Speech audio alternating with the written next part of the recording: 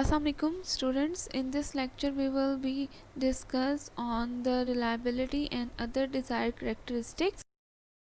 First of all, nature of reliability. Nature of reliability में सबसे पहले डेफिनेशन आती है. Reliability refer to the consistency that how consistent test scores और other assessment results are from one measurement to another.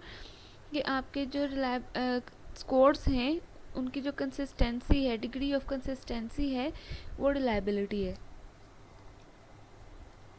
Suppose for example Mrs. Johnson have given an achievement assessment to her students. How similar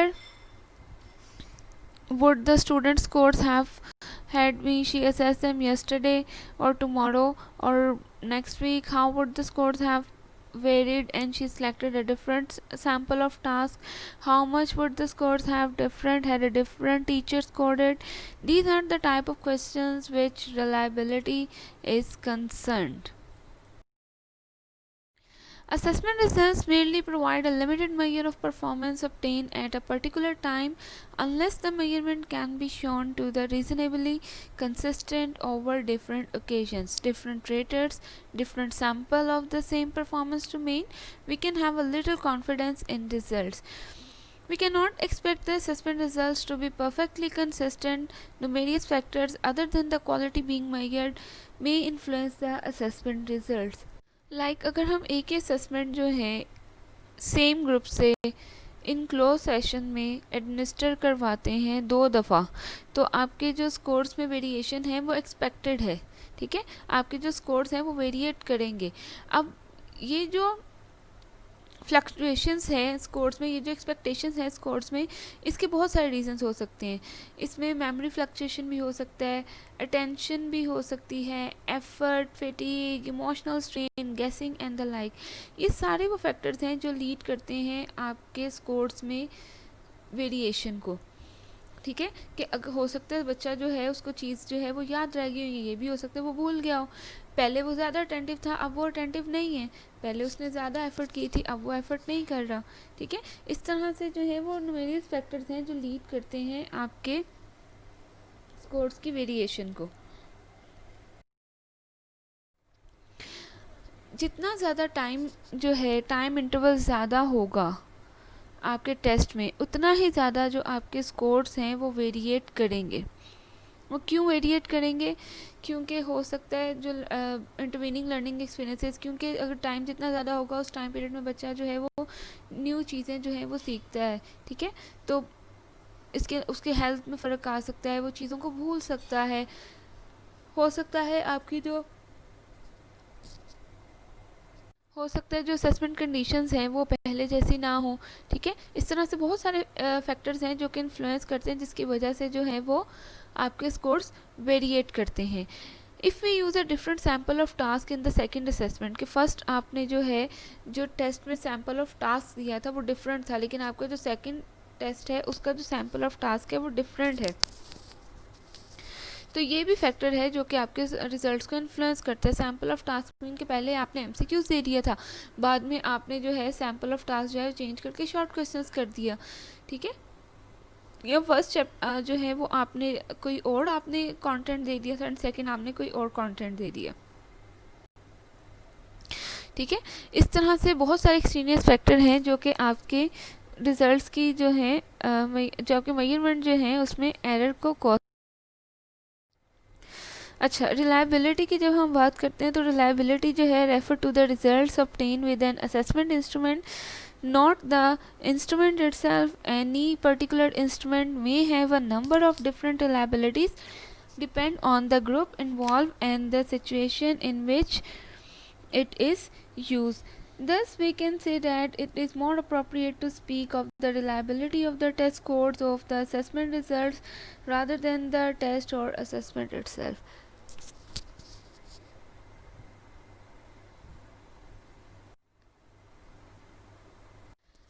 An estimate of reliability always refer to the particular type of consistency.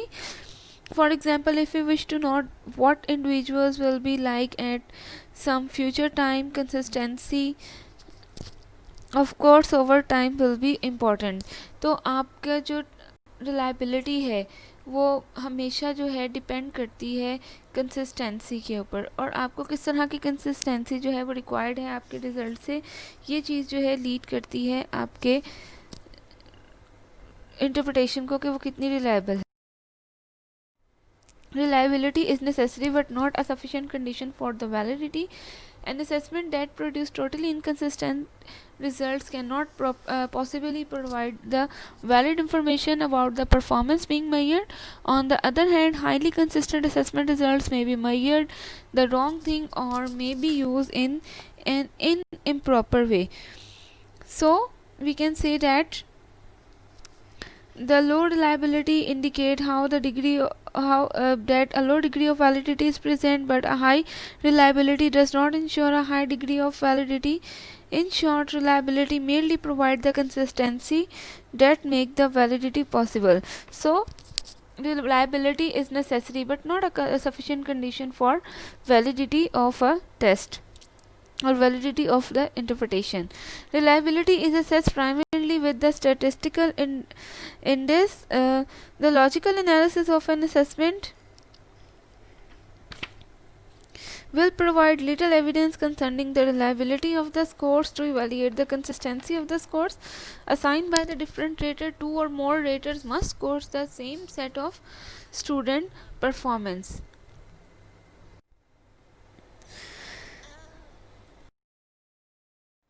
Determine the reliability by the correlation method. In determining the reliability, it would be desirable to obtain the two sets of measure under identical condition and then compare the results. जब भी हम बात करते हैं correlate की, तो correlation के लिए हमें दो सेट ऑफ स्कोर जो हैं वो रिक्वायर्ड होते हैं, ठीक है। और जब हम बात करते हैं रिलायबिलिटी में, तो रिलायबिलिटी में जो है two set of scores required होते हैं जो सेम आइडेंटिकल कंडीशंस में जो हैं वो मेजर किया हो उस टेस्ट को, ठीक है। अच्छा, अब वो कहते हैं as a substitute for this ideal procedure, बहुत सारे मेथड हैं जो कि रिलायबिलिटी में जो है हम यूज़ करते हैं कोरिलेट करने के लिए टू सेट ऑफ स्कोर्स को। जो कोरिलेशन कोफिशिएंट होता है उसकी जो रेंज होती है 0 to 1 होती है। नियर टू 1 जो होती है वो it's a good, it is to be a good, और जो 1 होता है वो परफेक्टली कोरिलेट होता है, ठीक है। और जो 0 होता है वो नेगेटिवली कोरिलेट हो रहा होता है, ठीक है। Only difference between the validity coefficient and reliability coefficient is that the former is based on the agreement with an outside criteria and the later on agreement between the two sets of result from the same procedure. Validity coefficient में और reliability coefficient में जो major difference है वो ये difference है कि जब हम रिलायबिलिटी की बात करते हैं तो हम सेम प्रोसीजर की बात करते हैं, जबकि हम वैलिडिटी में सेम प्रोसीजर को जो है वो नहीं देखते। फर्स्ट ऑफ ऑल जो मेथड है आपका एस्टिमेटिंग द रिलायबिलिटी वो आपका है test retest method. Test retest method जो है ये आपका मेजर ऑफ स्टेबिलिटी है। टेस्ट रीटेस्ट में क्या होता है, टेस्ट रीटेस्ट मेथड में हम एक ही टेस्ट को जो है 2 बार एक ही ग्रुप के ऊपर जो है एडमिनिस्टर करते हैं टाइम्ड इंटरवल से, ठीक है। और उसके बाद उन दोनों जो स्कोर्स हैं उनको कोरिलेट कर लिया जाता है आपस में। If the results are highly stable, then those students who are high on one administration of the assessment will tend to be high on another administration, and the remaining student will tend to stay in the same relative position on both administration. अगर एक बच्चा जो है वो अच्छा perform करता है एक टेस्ट में तो वो दूसरे में भी अच्छा परफॉर्म करेगा, ठीक है। और जो बाकी स्टूडेंट्स जो हैं वो अपनी रिलेटिव पोजीशन पे ही रहेंगे एडमिनिस्ट्रेशन में जैसे कि वो पहले थे। Such reliability indicate by a large correlation coefficient. Recall from our previous discussion of correlation coefficient that a perfect positive relationship is indicated by the 1 and the relationship by and no relationship by 0. Measure of stability is the 0.80 range are commonly reported for the standardized test of aptitude and achievement over occasion with the same year. One important factor to keep in mind when interpreting the measure of stability is the time interval between assessment. क्योंकि इसमें हम एक ही test को जो है 2 बार administer कर रहे होते हैं सेम ग्रुप में, तो टाइम इंटरवल जो है बहुत इंपॉर्टेंट फैक्टर होता है। अगर आपका जो टाइम इंटरवल जो है वो शॉर्ट होगा, लाइक 1 दिन हो या 2 दिन हो, तो आपकी जो रिज़ल्ट की जो कंसिस्टेंसी है वो इन्फ्लेटेड होगी, क्योंकि जो स्टूडेंट्स हैं उनको वो टास्क याद रह जाएगा, ठीक है, अपनी जो फर्स्ट असेसमेंट है उससे। अगर टाइम इंटरवल जो है वो बहुत ज़्यादा होगा, लाइक अगर about a year, the results will be influenced not only by the instability of the assessment procedure but also the actual change in the student over the period of time. अगर हम in general बात करें तो time interval जो है between the first and the second assessment, the more the results will be influenced by the change in the student characteristic being measured and the smaller the reliability coefficient will be. जितना ज़्यादा time interval ज़्यादा होगा उतना ही coefficient जो है वो small होगा। The next method is the equivalent form method. Parallel form reliability is a measure of stability obtained by administering the different version of one assessment tool to the same group of individuals. The scores from the two versions can be correlated in order to evaluate the consistency of results across the alternate version. इसमें हम क्या करते हैं, दो form होती हैं आपके test की, उसको एक ही ग्रुप से जो है एडमिनिस्टर करवाया जाता है। इसमें टाइम इंटरवल जो है वो कम होता है। अच्छा, जब हम बात करते हैं इक्विवेलेंट फॉर्म की, तो equivalent forms are build to the same set of specification, mean आपका टेस्ट का कंटेंट भी सेम हो, डिफ़िकल्टी लेवल भी उसका सेम होना चाहिए। अगर देखा जाए तो आपके एक ही टेस्ट को जो है वो स्प्लिट कर दिया जाता है दो में, ठीक है। भी आपको अच्छा, two forms of assessments are administered to the same group of student in a close session and the resulting assessment scores are correlated. This correlation coefficient provide a measure of degree to which generalization about the student performance from one assessment to another assessment are justified. It indicates the degree to which the two assessments are measuring the same aspect of behavior. The equivalent form method tells us nothing about the long-term stability of the student characteristics being measured. Rather than it reflects the short-term consistency of student performance and the extent to which the assessment represents an adequate sample of the characteristics being measured. जो आपका equivalent form method है उसको हम use करते हैं time interval के साथ administer करवाया जाता है दो डिफरेंट फॉर्म ऑफ टेस्ट को एक ही ग्रुप के ऊपर। लेकिन अगर डिफरेंस देखा जाए कि टेस्ट रीटेस्ट मेथड में और इक्विवेलेंट फॉर्म मेथड में जो है वो क्या डिफरेंस है टाइम का, तो जब हम इसकी बात करते हैं तो this is a more rigorous test of reliability than the test retest method और equivalent form method with a short interval between the form because the stability of the testing procedure the consistency of the student characteristic being measure. क्योंकि हम बात करते हैं student की characteristics को major करना है और हम स्टेबिलिटी की बात करते हैं, तो जो मेजर डिफरेंस है टाइम इंटरवल का, तो टाइम इंटरवल जो है इसमें वो शॉर्ट होता है as compare to test retest. Next method is the split half. Split half reliability क्या होती है? Reliability can also be estimated from a single form of assessment. The assessment is administrated to a group of student in a usual manner and then is divided in a half for the scoring purpose. उसमें test split half में क्या होता है? Split half में ये होता है कि हम आपकी जो स्कोर्स होते हैं उनको दो इक्वलेंट हाफ में जो है वो डिवाइड कर दिया जाता है। मींस इवन आइटम्स को अलग कर दिया जाता है, ऑड को अलग कर दिया जाता है और उसके बाद जो है उन दोनों के जो स्कोर्स हैं उनको कोरिलेट कर दिया जाता है by the help Spearman brown formula, जो कि फार्मूला आपको यहाँ पे दिया हुआ है, ठीक है। जब भी हम स्प्लिट हाफ मेथड की बात करते हैं तो स्प्लिट हाफ मेथड जो है ये आपके जो ट्रेडिशनल टेस्ट होते हैं जिसमें आपके 10 और मोर देन 10 आइटम्स होते हैं वहाँ पे यूज़ किया जाता है, ठीक है। और ऐसे आइटम्स जिनको आप स्कोर कर सकते हैं 0 to 1 में। The next method is coefficient alpha. Coefficient alpha method, another method for estimating the reliability of assessment score from a single administration, is by mean of formulas such as those developed by the Cooder and the Richardson, जिसको KR भी कहा जाता है, KR 20 और 21 As with the split half method, these formula provide an index of the internal consistency but do not require splitting the assessment in half for the scoring purpose. One of the formula called the Cotter-Richardson formula is applicable only in the situation where the student responses are scored dichotomously, and there is most useful with the traditional test item that are scored as right and wrong.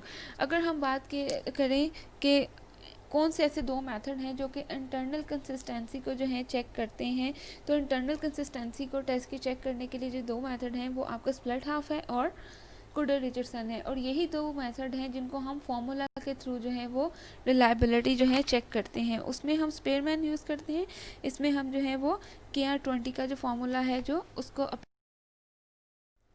Next आपका आता है inter-rater consistency. Inter-rater consistency में क्या है, इसमें एक या एक से ज़्यादा रेटर जो है वो सेम टेस्ट को जो है वो रेट करता है और फिर स्कोर्स की कंसिस्टेंसी को जो है वो चेक किया जाता है.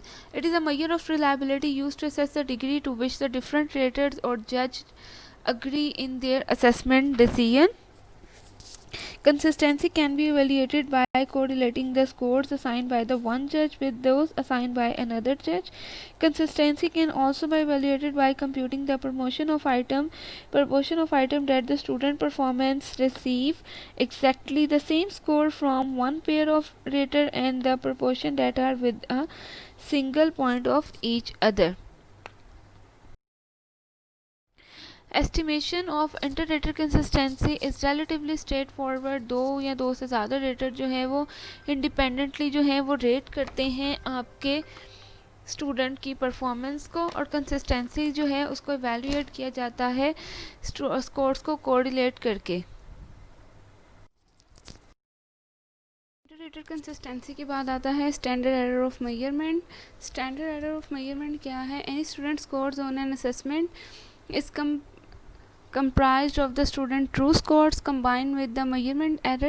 The standard error of measurement is the square root of the error variance of an assessment. It's used to define the amount of error or noise around a score on an assessment. Standard error of measurement की अगर हम बात करें तो standard error of measurement जो है is a spread of score. ठीक है, इसमें हम ये कहते हैं कि if we possible to assess a student over and over the same assessment procedure, we would find the scores would vary somewhat. The amount of variation in the scores would be directly related to the reliability of the assessment procedures. The assessment procedure. Low reliability would be indicated by the large variation in the student assessment results, and the high reliability would be indicated by the little variation from one assessment to another assessment result. कि जितना ज़्यादा जो है scores की variation जो है वो ज़्यादा होगी उतनी ही आपकी टेस्ट की रिलायबिलिटी जो है वो कम होगी, और जितना स्कोर्स जो हैं वो कम वेरिएट करेंगे उतनी ही रिलायबिलिटी. ठीक है, स्टैंडर्ड इसका एक फार्मूला है जिसके थ्रू जो है हम इसको एस्टिमेट करते हैं. वो फार्मूला यहाँ पे मैंने दिया हुआ है आपको. उसके बाद आते हैं फैक्टर इन्फ्लुएंसिंग द रिलायबिलिटी. जिस तरह से वैलिडिटी को फैक्टर्स इन्फ्लुएंस करते हैं, इस तरह से रिलायबिलिटी को भी बहुत सारे फैक्टर जो हैं वो इन्फ्लुएंस करते हैं. ठीक है, several factors have been shown to affect the conventional measure of reliability. If sound conclusions are to be drawn, consideration of the factors influencing the reliability not only will help us interpret more widely or reliability coefficient of standardized tests, but also aid us in constructing more reliable classroom assessment. They should be cognizant of the factors influencing the reliability to maximize the reliability of their. First of all जो चीज़ influence करती है reliability को वो है number of task. Number of task के आपकी जो assessment है उसमें कितने टास्क होने चाहिए. ठीक है, जो टेस्ट है उसमें कितने जो है वो नंबर ऑफ टास्क होने चाहिए. ये चीज़ जो है आपकी रिलायबिलिटी को इन्फ्लुएंस करती है. अच्छा, in general the large number of task on assessment the higher the reliability will be. This is because a longer assessment will provide a more adequate sample to the behavior being measured, and the scores opt to be less distorted by the chance factors such as the special familiarity with the given task or lack of understanding of what is expected on a given task. The relationship of length to reliability pose a problem for assessment that require extended time to complete, because the critical features in the length reliability relationship is the number of tasks, not the amount of assessment time. Nonetheless, if consistency of performance across tasks, indeed to assess the common domain of achievement, is low, the multiple tasks will require to achieve adequate level of reliability. अगर हम कहते हैं कि कितने ज़्यादा task जो हैं वो आपने ऐड ऑन करने हैं, तो हम कहते हैं जितना ज़्यादा टास्क आप ऐड ऑन करेंगे अपनी असेसमेंट में, उतनी ही उसकी रिलायबिलिटी ज़्यादा होगी, क्योंकि वो उतना ही अच्छा रिप्रेजेंटेटिव जो होगा वो आपका सैम्पल होगा. लेकिन अगर हम बात करते हैं एक्सटेंडेड रिस्पॉन्स आइटम्स की, तो क्योंकि वो उसमें टाइम ज़्यादा लगता है उनको रिस्पॉन्स करने में, तो इसलिए वहाँ पे आप नंबर ऑफ़ टास्क जो है वो इंक्रीज़ नहीं कर सकते हैं. लेकिन अगर आप रिलायबिलिटी के लेवल की बात करो, तो आपके जो मल्टीपल चॉइस क्वेश्चन हैं वो उनकी जो रिलायबिलिटी जो है वो कंपैरेटिवली जो है वो ज़्यादा होती है. अच्छा, सेकंड जो है वो है spread of score. Reliability coefficient are directly influenced by the spread of score in a group assessed. One thing being equal, the larger the spread of score, the higher the estimate of reliability would be. जितना ज़्यादा आपके scores जो हैं वो spread करेंगे, उतना ही आपका जो रिलायबल है वो टेस्ट होगा. ठीक है, उतनी ही टेस्ट की रिलायबिलिटी जो है वो ज़्यादा होगी. In this case, greater difference between the scores of individual reduce the possibility of shifting option. ठीक है, stated another way, error of measurement have less influence on the relative position of individual when the difference among the group members are large, that is when there is a wide spread of score. जब हम spread of score की बात करते हैं तो उसकी बहुत सारी रीज़न हो सकती हैं. ठीक है, spread of score की बहुत सारी रीज़न्स हो सकती हैं. और वो क्या रीज़न्स हो सकती हैं? वो रीज़न्स ये हो सकती हैं कि मे बी आपका जो स्टूडेंट हैं जो उसको रिस्पॉन्ड कर रहे हैं उनमें एज डिफरेंस भी हो सकता है. मे बी उनकी जो है वो, आप ये कह सकते हो कि बहुत सारे और फैक्टर्स हैं. लाइक अगर आप कहो कि स्प्रेड ऑफ स्कोर की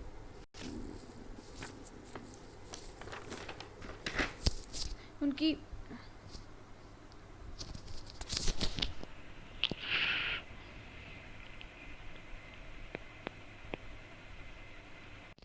तो इस तरह से जो है वो स्प्रेड ऑफ स्कोर की हम बात करते हैं. अच्छा, उसके बाद बात करते हैं हम ऑब्जेक्टिविटी की. जितना आपका जो असेसमेंट है वो ऑब्जेक्टिव नेचर का होगा, उतनी उसकी रिलायबिलिटी जो है वो ज़्यादा होगी. क्यों ज़्यादा होगी? क्योंकि उसको स्कोर करना जो है वो आसान होगा. ठीक है, करते हैं reliability of assessment evaluated in term of a fix performance standard. बहुत सारी ऐसी सिचुएशन आती हैं जहाँ पे हमारी असेसमेंट का जो प्राइमरी गोल होता है वो डिटरमिन करना होता है performance meet pre establish standard. Teacher may use pre-established standard to assign the grade for a test, to make instructional decisions, or for placement at the beginning of the year. Criterion reference mastery tests are example of the assessment that is widely used with the pre-established standard. The focus on the mastery decisions and the small variability in scores has led to the different approaches in evaluating the reliability of mastery. How high reliability should be. आपका जो reliability है वो कितनी होनी चाहिए, कितनी ज़्यादा होनी चाहिए. The degree of reliability we demand in educational assessment depend on the decision to be made. जितने ज़्यादा आपके डिसीजन जो है वो इम्पॉर्टेंट होगा, जितने ज़्यादा कॉन्सिक्वेंसेस जो हैं वो हाई स्टेक पर होंगे, उतना ही रिलायबल टेस्ट का होना ज़रूरी है.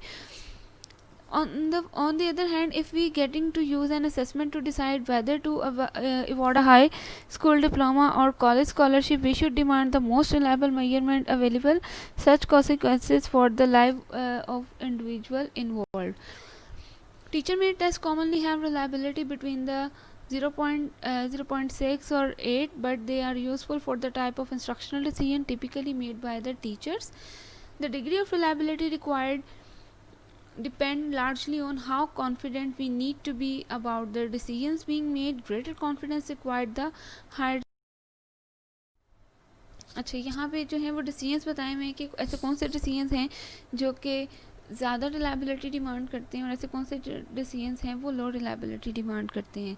अगर आपका डिसीजन जो है वो इम्पॉर्टेंट है, फाइनल है, इरिवर्सिबल है, अनकन्फर्मेबल है, इंडिविजुअल कंसर्न्स हैं, लास्टिंग कॉन्सिक्वेंसेस हैं, तो ऐसे में जो है वो आपके टेस्ट की रिलायबिलिटी का हाई होना ज़रूरी है। फॉर एग्जांपल ऐसा टेस्ट जिसकी बेसिस पर आपकी एप्लीकेशन जो है कॉलेज में एक्सेप्ट भी की जा सकती है और रिजेक्ट भी की जा सकती है। अच्छा, अब वो कौन से डिसीजंस हैं जिनमें आप लो रिलायबिलिटी भी टॉलरेट कर लेते हैं? अगर वो माइनर इंपॉर्टेंट के हैं, बहुत अर्ली स्टेजेस के डिसीजंस हैं, रिवर्सिबल हैं, confirmable by other data, concern groups, temporary effect, ठीक है, whether to review a classroom lesson के आप उसमें चेंजिंग्स कर सकते हो। फिर हम बात करते हैं यूजेबिलिटी की। यूजेबिलिटी क्या फैक्टर है और ये कैसे रिलायबिलिटी को जो है इन्फ्लुएंस करती है? अगर आपने जो है ऐसी असेसमेंट बनाई है, ठीक है, लेकिन उसमें यूजेबिलिटी नहीं है, यूजेबिलिटी मीन्स कि उसके प्रैक्टिकल इम्प्लीकेशंस जो हैं वो डिफ़िकल्ट हैं, like time availability, cost efficient नहीं है, ठीक है, इसी तरह से जो है वो प्रैक्टिकल कंसिडरेशंस को आपने इतना इम्पॉर्टेंट जो है वो कंसीडर नहीं किया, ठीक, तो ये सारी चीज़ें जो हैं ये आपकी रिलायबिलिटी को इन्फ्लुएंस। ईज़ ऑफ एडमिनिस्ट्रेशन, अगर आपने जो असेसमेंट जो आपने एडमिनिस्टर किए बाय द टीचर और with the limited training, ease of administration is an especially important quality for seek. For this purpose direction should be simple and clear, subtest should be relatively few, a time needed for the administration of the assessment should not be too great, कि आपने जो test administer करवाना है ना तो उसके लिए बहुत ज़्यादा टाइम एलोकेट कर देना, या और ये भी ना हो कि आप जो है वो बहुत कम टाइम जो है वो एलोकेट करें। डायरेक्शन जो है वो सिंपल होनी चाहिए, आपके जो लोग हैं वो ट्रेन होने चाहिए, ठीक है। ऐसे पर्सन जिनका बहुत कम एक्सपीरियंस है या ट्रेनिंग नहीं है, ऐसी सिचुएशन में जो है एरर की पॉसिबिलिटीज़ जो हैं वो ज़्यादा हो जाती हैं, ठीक है, कि वो डायरेक्शंस ठीक से नहीं दे पा रहे हैं, या आपके एडमिनिस्ट्रेशन के जो दूसरे एस्पेक्ट हैं वो आपके रिजल्ट्स को इफ़ेक्ट करते हैं, और ये अल्टीमेटली जो है ये आपके रिजल्ट्स की वैलिडिटी को इफ़ेक्ट करती है। Time required for administration, with the time of assessment at a premium, we always favor the shorter assessment, other thing being equal, but in case other things are seldom equal because reliability is directly related to the length of assessment. If we attempt to cut down too much on the time allocated the assessment, we may reduce drastically the reliability of our scores. A safe procedure is to be allocated as much time as it necessary to obtain the valid and reliable results, and no more between 20 to and 60 minutes of testing time for each individual score yielded by a published test is probably a fairly good guide. Ease of interpretation and application. In the final analysis, the success or the failure of an assessment is determined the use and the made of assessment results. अगर आपके जो assessment के results हैं आप उनका correctly interpret ही नहीं कर पा रहे हो, effectively apply ही नहीं कर पा रहे हो, तो वो आपके educational decisions में जो है कोई contribution नहीं करेंगे। दूसरी तरफ अगर आपके जो assessment results जो हैं वो misinterpreted हैं, misapplied हैं, या अगर वो अप्लाई ही नहीं होते या उनकी बहुत वैल्यू जो है वो लो है, तो ये हार्मफुल होते हैं इंडिविजुअल्स के लिए और ग्रुप के लिए। बहुत सारे एजुकेशनल पर्पसेस के लिए जो हैं वो equivalent form of the same test जो हैं वो डिज़ायरेबल होते हैं। Equivalent form of the test measure the same aspect of the behaviour by using the test items that are alike in content, like level of difficulty and the other characteristics. For example, अगर एक चीज़ जो है वो मैं major कर सकती हूँ short questions के थ्रू, और वो चीज़ मैं मेजर कर सकती हूँ MCQs के थ्रू भी, ठीक है, लेकिन अगर टास्क की बात की जाए तो MCQs जो हैं वो ज़्यादा एडमिनिस्टर करवाए जा सकते हैं as compare to the questions, तो वहाँ पे कंटेंट तो लेकिन सेम होगा, लेकिन प्रेफरेबली जो प्रोसीजर होगा वो MCQs होंगे। Thus one form of the test can substitute for other, making it possible to test the student wise in rather close sessions without their answers on the first testing influence their performance on the second testing. The advantage of equivalent form is readily seen in mastery testing when we want to eliminate the factors of the memory while retesting student on the same domain of achievement. Equivalent form of a test also may be used to verify a questionable test score then आती है cost of testing. The factor of cost has been left to the last. It is relatively unimportant in all selecting publish. अगर आप publish test ले रहे हो तो ये factor नहीं आता, लेकिन अगर आपने खुद टेस्ट डिज़ाइन करना है तो वहाँ पे आपका कॉस्ट का फैक्टर आता है कि आपका जो टेस्ट है वो इनएक्सपेंसिव हो. ठीक है. In large scale testing program where the small summing per student end up using a separate answer sheet, machine scorings and the reusable book will reduce the course appreciably. But to select one test instead of another because the test booklets are few cents cheaper is false economy. After all, validity and reliability are the important characteristics to look for, and the test lacking these qualities is too expensive at any price. ठीक है. The contribution that the valid and reliable test scoring can make the educational decisions mean that the such tests are always economical in one run.